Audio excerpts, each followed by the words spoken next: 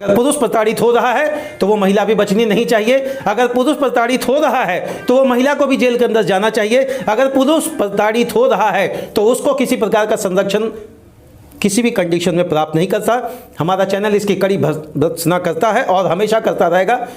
There is a panel of the equality that whenever you are thinking about the constitutional sides, whether you are talking about the man and female, the equation and the values of the constitutional panels are quite same. I need one thing, justice. Justice for Ajay. And this is my honorable request from the every administrative body of this Dhanbad. Kindly consider not in the favor of this family. Kindly consider in the favor of पीड़ित परिवार। धन्यवाद आप सभी का।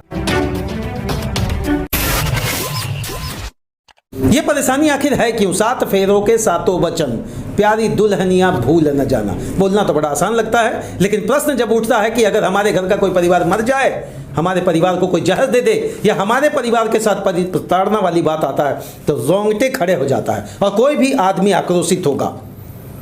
पूरा वाक्य क्या है, इस पूरे वाक्य को बड़ा विस्तृत ढंग से आज आपको सुनाएंगे। पति पत्नी के रिश्तों पर जब बात उठती है तो सबसे बड़ा रिश्ता होता है विश्वास का।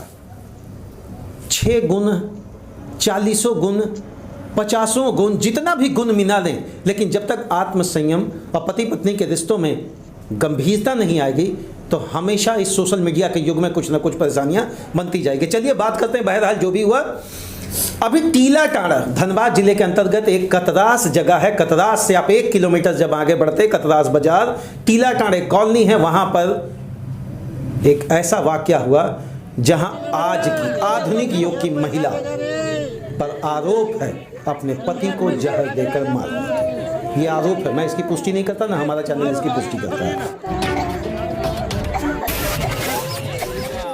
क्या नाम है आपका? मेरा नाम है विजय कुमार दास। विजय जी, आपके भाई साहब डेट किए ना? हाँ, मेरे भाई। क्या नाम था उनका? उनका नाम अजय कुमार दास था। अजय जी, क्या हुआ था? हम लोग गए हुए थे सुरजाई पूजा में, वहाँ पे अपने गांव। यहाँ से हम लोग की शादी हो गई थी? हाँ, शादी हो गई थी। कहाँ हुई थी? वहीं पे मौदा कुलटाण मछियारा। क्या नाम था लड़की का? लड़की का नाम तन्नू कुमारी उर्फ नेहा कुमारी था। अच्छा, एक बात बताइए, शादी कब हुई? 2 मार्च 2020 में। इसी 2 मार्च को? इसी 2 मार्च मैंने अभी जो बीता 1 साल। हाँ। और अभी वाकया ऐसा घट गया। कितने दिन वो यहाँ रही? वो यहाँ पे मुश्किल से शायद 3 से 4 मंथ रही होगी। शादी के बाद कितने दिनों के बाद ऐसा लगा कि रिश्तों में खटास हो गई? शादी के 2 ही दिन के बाद खटास होना स्टार्ट हो गया था। उसकी माँ मेरी माँ को फ़ोन करके बोलती है कि तुम मेरी बेटी का सुहागरात का सेज क्यों नहीं। माँ कहती है? उसकी माँ बोलती है ऐसा। आपकी माँ से? मेरी माँ से। क्या कहती है? कि मेरी बेटी का सुहागरात का सेज क्यों नहीं मना दिया गया। तुम्हारा बेटा तुम अपनी बेटा को मेरे घर भेजो 1 मंथ के लिए। मेरा बेटा जब तक पेट में बच्चा नहीं डालेगा तब तक यहाँ से उसको जाने नहीं देंगे। बस वो उसकी एक लौती बेटी है और वो पता नहीं क्या क्या बोलना चाहती थी कि अपनी बेटी को हमेशा फूल का माला चढ़ाएं, उसको चांदी का लोटा से उसको नहलाएं, बस वही चाह रही थी। और घर का कोई काम धाम ना करे। अगर उसका भाई अगर उसको फ़ोन भी करता था, अगर वो बोलती थी कहाँ पे हो तुम, क्या कर रही हो, तो बस आटा सान रहे हैं। तो हम उसका भाई का ये रिप्लाई आता था कि हम तुमको उसी काम के लिए भेजे हैं, रोटी बनाने के लिए भेजे हैं। किस लिए भेजे? क्या लगा आप लोगों को भाभी जब आप लाए शादी करके? तो घर पे रिश्ते अच्छे नहीं थे किसी के साथ क्या? नहीं, हम लोग मेरे बड़े पापा के यहाँ पे सुरजाई का पूजा था। तो फिर हम लोग यहाँ से मम्मी पापा भैया यहाँ से घर गए, वहाँ पे साफ़ सफाई करवाएं। वो लड़की शायद पता नहीं अपने माँ बाप को, फिर उसके माँ बाप फिर 14 तारीख के शाम को वो सब बाहर निकल गए थे घर अपने के लिए। घर निकलने के बाद फिर 15 तारीख को फिर उसके माँ बाप आए हमारे घर 5 बजे सवेरे को ही। 5 बजे सवेरे को आए और फिर से आके पूरा ड्रामा करने लगे हम लोग के घर में। उसका कहना यही था, हमेशा बार बार यही कहना था कि तुम अपनी बेटी और अपनी बहन और बेटी को क्यों रखेगा यहाँ पे, क्योंकि मेरी बहन जो है उसका भी डिवोर्स हो चुका है। वो मेरे भैया को रोज़ रोज़ धमकी देते थे कि हम तुमको बताएंगे 26 तारीख को, ये 26 नवंबर को कोर्ट की तरफ से प्रोविजनल बेल मिला था भैया को, तो वो हमेशा धमकी देते रहते थे कि तुमको 26 तारीख को तुमको बताएंगे, तुमको जेल डलवाएंगे, तुम्हारे पूरा परिवार को जेल डलवाएंगे। आप लोग आरोप क्यों लगा रहे हैं उन पर कि वो जहर देती? वो बात बताइए हमको। जब भैया का जब वहाँ से जब थाना से हम लोग लेके आ रहे थे हम लोग घर, तो बीच में उसको पूरा तबीयत ख़राब होने लगा। तो फिर हम लोग वहाँ पे जब तबीयत ख़राब होने लगा तो हम लोग एक मुँह बोले मामा है, माधव मामा, वो उनको किरण मेडिकल लेके गए महोदा के जो पास है।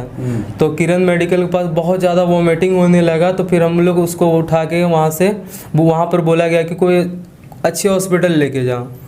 तो वहाँ से हम लोग भेलाटांड हम लोग लेके गए शक्ति सेवा सदन। वहाँ से फिर ट्रीटमेंट चला तो वहाँ का डॉक्टर बोले कि ये पॉइजन केस है। फिर वहाँ से जब सेवा सदन से जब हम लोग वहाँ पर लेके गए हॉस्पिटल, वहाँ पे CCU, वहाँ पर BGH हम लोग वहाँ पर हॉस्पिटल बोकारो जनरल हॉस्पिटल हम लोग वहाँ पर लेके गए। तो वहाँ पर डॉक्टर बोले कि यहाँ बहुत सीरियस कंडीशन है। वहाँ पर बयान दिए कि वहाँ पर उसके माँ बाप आए। जब आए थे तो हम उससे जब मांगे कि हमको प्यास लगा, तो वो बोले कि मेरे पापा कोल्ड ड्रिंक्स लेके आए, आप इसको पीजिए। तो कोल्ड ड्रिंक्स डाल के दी, और वहीं से हमको जब कड़वाहट टाइप का जब हमको फील हुआ तो हमको वहाँ पे लगा कि वो लड़की हमको जहर दी है। उसके कितने दिन बाद डेथ हुआ? उसके 3 दिन के बाद डेथ हो गया भैया का। तो थाना पर क्या बोला गया? थाना में आश्वासन दिया गया है कि जल्द कार्रवाई किया जाएगा, पर अभी तक कोई कार्रवाई नहीं हुआ। मेरे कानून से यही मांग है कि मेरे भाई को जल्द से जल्द इंसाफ दिया जाए। हम लोग 2 पिलर थे हम लोग घर के, जो सबसे बड़ा पिलर था, जो सबसे मजबूत पिलर था हमारे घर के, वो अब तो दुनिया से चल बसा। बस कानून से हम लोग इंसाफ चाहते हैं और उसे कड़ी से कड़ी सज़ा दिलवाना चाहते हैं। यहाँ तक कि उसको फांसी का तक, उसको सूली तक चढ़ाया जाए। मुझे ये पता नहीं कि कानून करेगा क्या, मुझे ये पता है कि कानून को करना पड़ेगा। संवैधानिक नियमों के अंतर्गत अगर एक पुरुष यह कार्य करता तो उसके पूरे परिवार को अब तक मुझे लगता है 24 घंटे के अंदर उसे उठाकर डाल दिया जाता। अगर इनके भाई के साथ नाइंसाफ़ी हुई, घर पे बुलाकर अगर उसे जहर दिया गया, तो क्या एक महिला के नाते क्या उसे कानूनी संरक्षण प्राप्त होना चाहिए? क्या उसे एक महिला के नाते वो सारी चीज़ें मिल जानी चाहिए जो भारतीय संविधान में समानता और स्वतंत्रता की बात करते हैं? माननीय थाना प्रभारी महोदय से लेकर DSP और SSP तक सभी मैं करबद्ध निवेदन करूंगा कि कानून के पन्ने में अगर महिला पुरुष एक बराबर है तो अब आपको दिखाने की बारी है। अगर कानून के पन्ने में महिला पुरुष दोनों एक तरह का दायरे के अंतर्गत आते हैं तो महोदय देर क्यों? मांग वही है जिसको लेकर आज पूरे कतरास के यहाँ के नागरिक लोगों ने कैंडल मार्च निकाला और बड़े शालीनता के साथ एक चीज़ मांगा है, मुझे न्याय दो।